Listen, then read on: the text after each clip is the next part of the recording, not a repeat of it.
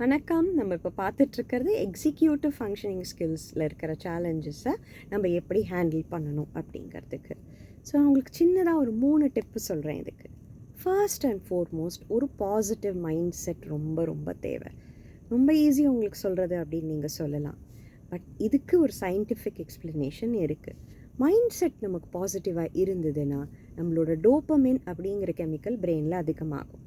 அது அதிகமாச்சுன்னா நம்மளோட brain engagement work பண்ணுறது பெட்டர் ஆகும். சரி, நான் என் குழந்தைக்கு எப்படி பாசிட்டிவ் மைண்ட் செட் கொடுக்கறது அப்படின்னு கேட்டிங்கன்னா, உங்களோட மைண்ட் செட் பாசிட்டிவாக இருக்கணும். அப்படியா இருந்தது, ஐயோ இந்த குழந்தைக்கு இப்படி இருக்கேன் அப்படி நினைக்காம, என்னால் முடியும், அவன் பண்ணுவான் அப்படிங்கிற ஒரு மைண்ட் செட்டை நீங்கள் கொண்டு வந்தீங்கன்னா, நீங்கள் பேசுகிற விதம், நீங்கள் சூஸ் பண்ணுற வேர்ட்ஸு, உங்கள்கிட்ட இருக்கிற ஒரு காம்னஸ் உங்கள் குழந்தைக்கும் அது டிரான்ஸ்மிட் ஆகும். உங்கள் பசங்களோட பிஹேவியர்லேயே உங்களுக்கு அது தெரியும். ஸோ இது பண்ணி தான் நம்ம அவங்களுக்கு இதை டிரான்ஸ்மிட் பண்ண முடியும். புரிஞ்சுக்கிற பசங்களுக்கு நீங்கள் வார்த்தையால் திருப்பி திருப்பியும் சொல்லுங்கள். புரிஞ்சிக்காத பசங்களுக்கு கூட நீங்கள் இதை திருப்பி திருப்பி சொல்லும் போது உங்களோட மைண்ட் செட்டே மாறும்.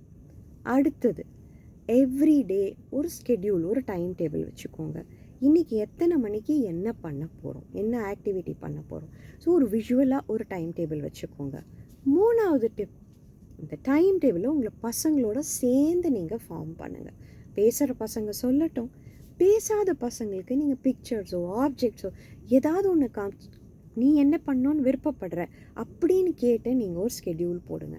இப்போ எல்லாருக்கும் சம்மர் வெக்கேஷன்ஸ் வருது. ஸோ இது ஃபாலோ பண்ணுறதுக்கு இது ஒரு ரொம்ப நல்ல டைம்.